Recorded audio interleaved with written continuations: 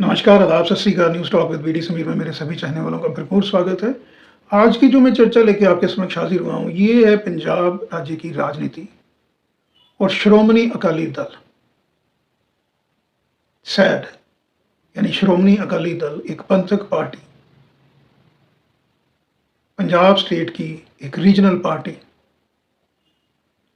जिसने सरदार प्रकाश सिंह बादल की लीडरशिप में फर्श से अर्श की राजनीति यात्रा करी। पंजाब की ग्रोथ के अंदर, पंजाब में हिंदू सिख भाईचारे के अंदर, पंजाब राज्य की नई पहचान बनाने के अंदर श्रोमणी अकाली दल, सरदार प्रकाश सिंह बादल का जो कंट्रीब्यूशन है, उसको कभी भी भुलाया नहीं जा सकता। मेरा मानना है कि पंजाब के अंदर या देश का कोई भी हम राज्य लेते हैं, एक तो नेशनल पार्टीज वहां पे उनकी प्रेजेंस देखने में मिलती है ज़्यादातर स्टेट्स के अंदर। साउथ के अंदर 2-3 स्टेट्स को छोड़ के बाकी जितने भी राज्य हैं। लेकिन जिस स्टेट के अंदर स्ट्रांग रीजनल पार्टी है, उस स्टेट की ग्रोथ जो है वो, उसकी पॉसिबिलिटी बहुत ज़्यादा रहती है उसकी ग्रोथ की, अगर वहां पे रीजनल पार्टी स्ट्रांग है along with national parties presence. जैसे मैंने आपको बताया, पंथक पार्टी बेशक श्रोमणी अकाली दल है, लेकिन पंथक पार्टी होने के साथ साथ जो हिंदू और सिख का भाईचारा है, उसकी भी मैं समझता हूं एक एग्जांपल है Shiromani Akali Dal. And the credit goes to late Sardar Prakash Singh Badal ji for this. आज जो श्रोमणी अकाली दल है, मैं समझता हूं वो पंजाब में लोएस्ट पे है, लो। चाहे वो रूरल बेल्ट ले लीजिए या अर्बन सेमी अर्बन एरिया ले लें। पंजाब के अंदर जहाँ पे बहुत ज़्यादा प्रेजेंस और बड़ा ज़्यादा स्ट्रांग होल्ड था मालवा रीजन, जो पंजाब का सबसे बड़ा रीजन है, उसके अलावा हमेशा ही माझा में भी श्रोमणी अकाली दल का बड़ा स्ट्रांग होल्ड रहता था। आज ये दोनों जो क्षेत्र हैं पंजाब के, इसके अंदर आम आदमी पार्टी, मालवा के अंदर आम आदमी पार्टी जो है, उन्होंने वोट बैंक छीना श्रोमणी अकाली दल का, और माझा के अंदर कांग्रेस ने। और अभी 2024 में जो लोकसभा का इलेक्शन हुआ, 13 सीटें टोटल हैं पंजाब के अंदर। 13 में से श्रोमणी अकाली दल को मिली सिर्फ एक सीट। बठिंडा से हरसिमरत बादल जी जो हैं, जो बादल साहब की पुत्रवधू हैं, सरदार सुखबीर सिंह बादल की वाइफ है, वो जीते, एकमात्र एक सीट जीते 13 लोकसभा सीट्स के अंदर। तो पिछले लगभग मैं समझता हूं 7-8 साल से श्रोमणी अकाली दल जो है वो ढलान की तरफ है, और जो ढलान है वो भी लगातार, चाहे लोकसभा का इलेक्शन है, उसके पहले स्टेट असेंबली का इलेक्शन हुआ जो 2022 के अंदर, उसमें भी श्रोमणी अकाली दल की बहुत बड़ी हार हुई थी। बादल साहब पहली बार जो उन्होंने अपना आखिरी चुनाव 2022 में लड़ा था, वो लंबी से बादल साहब हार गए थे। तो आज मैं आपको थोड़ा सा बादल साहब और श्रोमणी अकाली दल की जो यात्रा है उसके बारे में बताना मैं जरूरी समझता हूँ। तो शुरुआत करते हैं बादल साहब से ही। बादल साहब जब मात्र 20 साल के थे, सरपंच का इलेक्शन उन्होंने जीता 20 साल की एज में। 1947 में उन्होंने इलेक्शन जीता सरपंची का। 1970 में 1970 में बादल साहब चीफ मिनिस्टर बने थे पंजाब के। उस वक्त उनकी एज थी 43, और उस वक्त बादल साहब was the youngest chief minister. उस समय में सबसे युवा चीफ मिनिस्टर जो थे वो सरदार प्रकाश सिंह बादल थे पंजाब के। इसके अलावा बादल साहब 10 बार स्टेट असेंबली चुनाव जीते, असेंबली में पहुंचे, यानी एमएलए बने 10 बार। 5 बार वो चीफ मिनिस्टर बने पंजाब के। और श्रोमणी अकाली दल जो टकसाली नेता हुए करते थे सरदार, पहले हम शुरुआत करते हैं संत लोंगोवाल जी के साथ। उसके बाद सरदार सुरजीत सिंह बरनाला जी, टोहरा जी, ढींडसा जी, रणजीत सिंह ब्रह्मपुरा, प्रोफेसर चंदू मांजरा, बीबी जगीर कौर, ये सारे के सारे टकसाली नेता हुआ करते थे और इनमें जो एक म्यूचुअल ट्रस्ट और अंडरस्टैंडिंग थी वो देखने वाली थी। यही वजह है कि श्रोमणी अकाली दल सरदार प्रकाश सिंह बादल 5 दफा चीफ मिनिस्टर बने पंजाब के।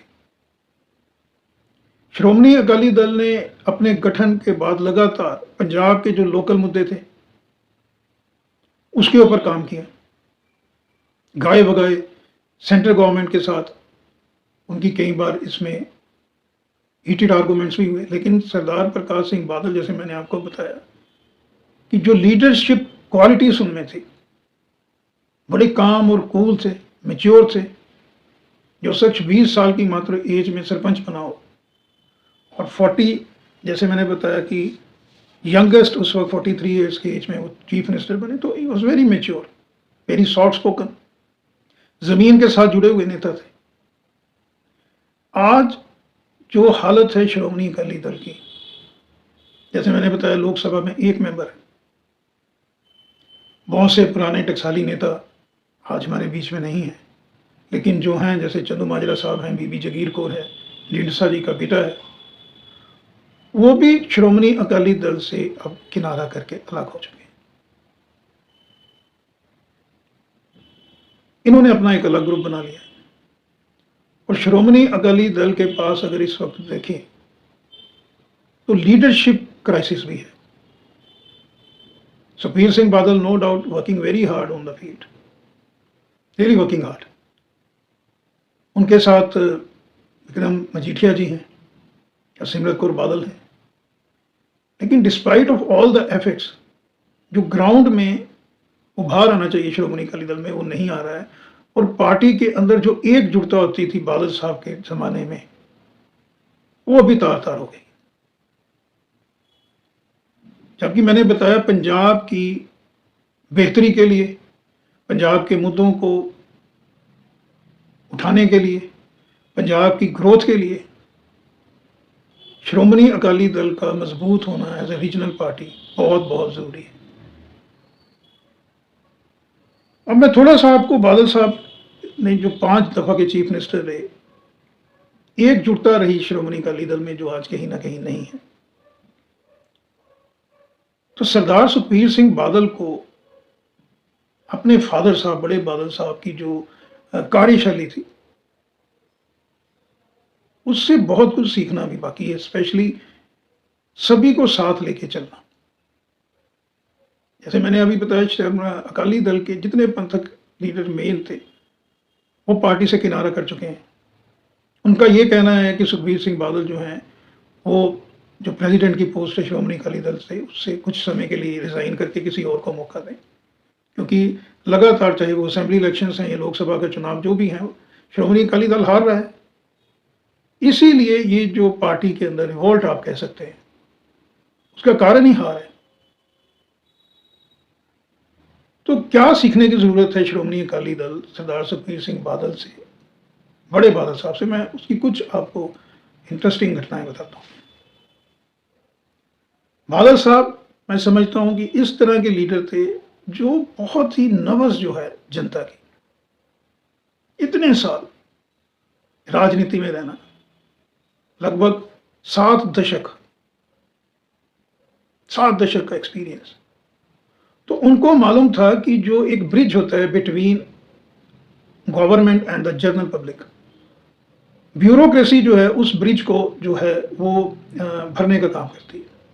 ब्यूरोक्रेसी मीन्स डिस्ट्रिक्ट एडमिनिस्ट्रेशन, एक तहसीलदार एसटीएम से लेके जो राज्य का चीफ सेक्रेटरी है, वो डीजी है, होम सेक्रेटरी है, डिस्ट्रिक्ट और तहसील लेवल से लेके जो चीफ सेक्रेटरी का ऑफिस है, उसके अंदर क्योंकि एक लंबी चेन है, तो ये ज़रूरी नहीं है कि वो फीडबैक जो नीचे से तहसील लेवल से आएगा या ब्लॉक लेवल से आएगा, वो सीएमओ के अंदर, मुख्यमंत्री ऑफिस के अंदर वो एक्यूरेट उतना वो फीडबैक होगा। एंड बादल साहब was very particular about this feedback. तो बादल साहब क्या किया करते थे, एक तो मैंने जैसे बताया कि ब्यूरोक्रेसी के साथ उनकी बड़ी ज़्यादा अच्छी उनकी पकड़ थी, म्यूचुअल फेथ था जो सीनियर ब्यूरोक्रेट्स के साथ था। तो बादल साहब वीकेंड पे मालवा में, माझा में, दोआबा में रहा करते थे 2 दिन Saturday Sunday, along with district administration high officials. एक-एक गाँव के अंदर वो 3-3 4-4 घंटे बिताया करते थे और जो दिन उनका शुरू होता है वो सुबह 8 बजे शुरू हुआ करता था और 10-10 9-10-10 बजे यानी 12-14 घंटे बादल साहब फील्ड के अंदर रहा करते थे, स्पेशली गाँव देहात के अंदर। और जिस डिस्ट्रिक्ट में वो होते थे उस डिस्ट्रिक्ट की एडमिनिस्ट्रेशन यानी डीसी, एसएसपी, तहसीलदार, एसडीएम, एडीसी डेवलपमेंट, रेवेन्यू के एडीसी, ये सारे वहाँ होते थे। तो वो फीडबैक जो बादल साहब खुद लिया करते थे, उसमें 100% एक्यूरेसी होती थी। और श्रोमणी अकाली दल और बादल साहब की जो सक्सेस का ये मूल मंत्र था कि जो उनकी कनेक्टिविटी जो थी वो बिल्कुल ग्रास रूट लेवल पे थी। और जब उनको पता चलता था मौके पे कि वाकई इस विधानसभा हलके में या इस ब्लॉक के अंदर, गांव के अंदर ये समस्या है और ये जेन्युइन है, तो उसी वक्त फाइल उसी स्पॉट से, उसी जो प्लेस जहाँ पे ज़रूरत थी उस चीज़ की, वहीं से फाइल वो मूव होती है इमीडिएटली और सेक्रेटरीट से उसकी अप्रूवल साथ के साथ विदाउट एनी डिले। यानी 24/7 पॉलिटिशियन उन दिनों में बहुत कम मिला करते थे हमको, लेकिन बादल साहब एक एग्जाम्पल थे। तो जैसे मैंने बताया, मैं कुछ आपको इंटरेस्टिंग जो किस्से हैं जो अभी का जो श्रोमणी अकाली दल है, अभी के जो लीडर्स हैं, उनको जो जिस चीज़ को फॉलो करना है। पंजाब पोल्यूशन बोर्ड जो है उसके चेयरमैन हुआ करते थे आईएएस ऑफिसर मिस्टर रजत अग्रवाल। तो अग्रवाल जी ने पेच कसने शुरू किए जो इंडस्ट्री के अंदर जो पोल्यूशन था, पोल्यूशन के इक्विपमेंट्स नहीं लगे थे या प्रॉपर नहीं लगा कर जहाँ लगे होते थे इंडस्ट्री के अंदर, तो वहाँ पे फाइन लगाना शुरू किया उन्होंने, ताकि जो पोल्यूशन है वो आम जनता के लिए हानिकारक सिद्ध ना हो। इसको लेके जो लुधियाना जिले की इंडस्ट्रीज थे वो काफ़ी परेशान थे, क्योंकि पोल्यूशन बोर्ड जो था वो रेड्स किया करता था। तो लुधियाना के जो लोकल एमएलएस हैं उनको अप्रोच किया इंडस्ट्रीज ने, और थ्रू लुधियाना जो एमएलए हैं वहाँ से एक कंप्लेंट चली जाती है बादल साहब सीएम ऑफिस की, जो Rajat Agarwal is not doing the work is suppose to be do. Complaint हुई। जब बादल साहब ने पूरा उसका चिट्ठा देखा कि क्या बात है क्या नहीं, तो उनको पता चला कि नहीं, अग्रवाल इज डूइंग जो भी है वो कानून के दायरे के अंदर कर रहे हैं, आम जन के लिए कर रहे हैं। तो उन्होंने अग्रवाल जी को अप्रिशिएट किया और जो उस कॉन्स्टिट्यूएंसी के एमएलए और दूसरे लीडर थे उनको भी कन्विंस किया। यानी एक ऑफिसर जो लॉबी के अंदर संदेश किया, आप समझ सकते हैं कितना बेहतर किया, और पॉलिटिशियंस के अंदर भी संदेश बढ़िया गया, यानी दोनों जगह। ये मैं आपको एग्जांपल बता रहा हूँ। इसके अलावा दूसरी मैं एक और एग्जांपल बताता हूँ कि बठिंडा डिस्ट्रिक्ट के अंदर डिस्ट्रिक्ट कलेक्टर हुआ करते थे डीसी जसपाल सिंह, सरदार जसपाल सिंह आईएएस ऑफिसर। वहाँ की जो पंचायतें थी, जो सरपंच साहबान थे, उन्होंने अप्रोच किया डीसी साहब को कि जो नहर है, एक नहर वहाँ से क्रॉस करती है, तो उसके अंदर समय समय पे जो कूड़ा करकट है वो इकट्ठा हो जाता है, गार्बेज इकट्ठा होता है, जिससे पानी का जो फ्लो है वो ठीक ढंग से नहीं जाता और इरीगेशन में किसानों को अपनी फसल संबंधी जो वाटर सप्लाई है उसमें दिक्कत आ रही है। तो डीसी जसपाल सिंह ने उन पंचायतों के साथ डिसीजन किया, सरपंच साहबान के साथ मिलकर मीटिंग की कि क्यों ना इसकी सफाई हम खुद ही करें कार सेवा के माध्यम से। और डीसी साहब, तो डीसी जो जसपाल सिंह थे, उन्होंने स्टेट का जो पैसा है वो एक किस्म से बचाया, यानी आम जन का पैसा बचाया। इसकी जो रिपोर्ट है वो सीएम ऑफिस तक पहुंची। उसके कुछ समय के बाद सरदार प्रकाश सिंह बादल साहब ने डिविजनल लेवल पे डीसी की मीटिंग रखी, और ये जो डीसी जसपाल सिंह है, ये उस मीटिंग में इनको इनवाइट नहीं किया गया, लेकिन जो बाकी डीसी जो वहाँ पे हाजिर थे उनको बताया गया जो वर्क एप्रिशिएबल जो वर्क किया गया है डीसी बठिंडा की तरफ से। तो उस मीटिंग में जो बाकी डिस्ट्रिक्ट ऑफिसर्स थे फ्रॉम वेरियस डिस्ट्रिक्ट्स डिवीज़न के, तो उन्होंने बादल साहब को बोला कि आपने तो डीसी को इनवाइट नहीं किया है, तो अगर आप इनवाइट करते तो ज़्यादा बेहतर रहता। तो बादल साहब ने उस वक़्त बताया कि किसी की अगर तारीफ़ करनी हो तो सबसे बढ़िया रहता है उसकी पीठ पे उसकी तारीफ़ करनी। यानी इतने फोरसाइट थे ये, इतनी विज़न थी, विज़नरी थे वो। उसके बाद डीसी जसपाल सिंह को एप्रिसिएशन लेटर इश्यू किया गया from state government side in official way. तो ये 2 चीज़ें जो मैंने आपको बताई हैं, ये बताई हैं बादल साहब की कार्यप्रणाली, कि किस तरह ब्यूरोक्रेट्स से काम लेना है, उनके साथ कॉन्फिडेंस जो एक मेजर एक्सरसाइज है वो किस तरह से करनी है, आम जन के साथ जो इंटरेक्शन है वो किस लेवल का होना चाहिए, और जो उनकी पॉलिटिकल टीम है वो भी कभी भी लो फील ना करे। ये 3 चीज़ें मैंने आपको बताई। इसके अलावा जैसे मैंने आपको बताया कि 24/7 पॉलिटिशियन थे बादल साहब। तो एक बार की बात है कि बादल साहब एक डिस्ट्रिक्ट के अंदर उनका प्रोग्राम था, लेट प्रोग्राम हुआ, तो उन्होंने डिसाइड किया कि वो उस जो रात है वहीं पे रुकेंगे, उसी असेंबली हल्के के अंदर। तो जो वो असेंबली हल्का था वो वहाँ से मिनिस्टर रिप्रेजेंट करते थे उस हल्के से। तो वो जो मिनिस्टर साहब थे उनके जो नेफ्यू थे, उन्होंने कहा कि मैंने भी बादल साहब को मिलना है, ही वॉज वेरी यंग। तो मैसेज उनको कम्युनिकेट किया कि आप 5 बजे आके सीएम साहब को आके मिल सकते हैं, उन्होंने टाइम दिया। तो वो जो युवा था जो चाहता था बादल साहब से मिलना है, वो शाम को तकरीबन 4:30 बजे अपने जो मिनिस्टर कंसर्न थे उनके रेजिडेंस पे गया कि 5 बजे बादल साहब ने टाइम दिया, तो मैं 4:30 बजे शाम को पहुंचा। तो उनको बताया गया कि बादल साहब ने मिलने का समय दिया था सुबह 5 बजे, सुबह। यानी जो दिनचर्या शुरू होती थी बादल साहब की, वो सुबह 5 बजे बिल्कुल टिप टॉप के रेडी हो जाते थे जनता के दरबार। तो जो उनका टाई अप था सेक्शन के, डिफरेंट सेक्शंस के साथ सोसाइटी के, उसी के ऊपर चलना पड़ेगा आज के श्रोमणी अकाली दल को, यानी सरदार सुखबीर सिंह बादल और उसकी टीम को, उनकी टीम को। उसके अलावा सरदार सुखबीर सिंह बादल को ये देखना पड़ेगा कि जो टीम, जो सीनियर लीडर्स, चाहे वो बीबी जगीर कौर है, ढींडसा जी की फैमिली, उनका बेटा है, प्रोफेसर चंदू माजरा है, इनको साथ लेके ही चलना पड़ेगा सुखबीर सिंह बादल को। और दूसरी तरफ उनको ये भी देखना पड़ेगा कि जो परिवारवाद का जो एक मुद्दा विपक्ष लेके चलता है उनके अगेंस्ट, उसको भी कहीं ना कहीं संतुलित ढंग से बैलेंस करना पड़ेगा। तो मैं समझता हूँ कि जिस तरह से अभी सरदार सुखबीर सिंह बादल, सरदार बिक्रमजीत सिंह मजीठिया और हरसिमरत कौर बादल जी काम कर रहे हैं, फील्ड पे रह के सब कुछ कर रहे हैं, बेहतर ढंग से कर रहे हैं, उनको थोड़ा सा और प्रोएक्टिव होना पड़ेगा पंजाब के हित के लिए, पंजाब की जनता के हित के लिए, पंजाब के लोगों के लिए।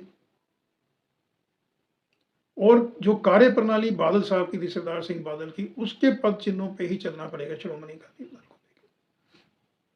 लास्ट में मैं चलते चलते आपको बताना चाहूँगा कि सरदार बादल जो थे, प्रकाश सिंह बादल, उनकी रंग रग में पंजाब बसा हुआ था। अक्रॉस द पार्टी लाइन कोई भी राजनीतिक दल आप ले लीजिए, वो राजनीतिक दल सरदार प्रकाश सिंह बादल कुछ देश के चुनिंदा लीडर्स में से हैं, कोई भी उनको क्रिटिसाइज नहीं करता। उनकी पेशेंस की, उनकी फोरसाइट की सभी सराहना करते हैं। हाल ही में एक इंटरेक्शन जो मीडिया के साथ सरदार सुखजिंदर सिंह रंधावा जो सीनियर लीडर हैं, एमपी लोकसभा हैं कांग्रेस के, उन्होंने कहा था कि सरदार बादल जो हैं वो असेंबली विधानसभा के अंदर जब भी कोई मुद्दा विपक्ष उठाता था उसको बड़ी ध्यान से सुनते थे। अगर विपक्ष की प्रेजेंस कम भी होती थी तब भी वो सुना करते थे बड़े पेशेंस के साथ। उन्होंने कभी भी कटाक्ष नहीं किया विपक्ष के किसी लीडर के ऊपर। तो आज हमको पंजाब के अंदर, पंजाब की खुशहाली के अंदर सरदार बादल साहब का जो कंट्रीब्यूशन है वो बार बार याद आता है।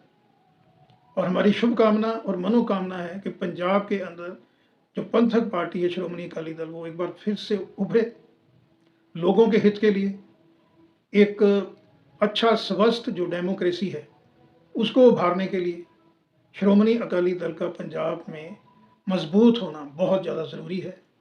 और इसके लिए केवल और केवल रास्ता बचता है, जिस रास्ते पे पूरा जीवन इतना लंबा 70 साल का राजनीतिक करियर लगभग बादल साहब का रहा, उसके ऊपर ही चलना पड़ेगा। तो आज की वीडियो में इतना ही, फिर किसी और वीडियो के साथ आपके सामने हाजिर होऊँगा, तब तक के लिए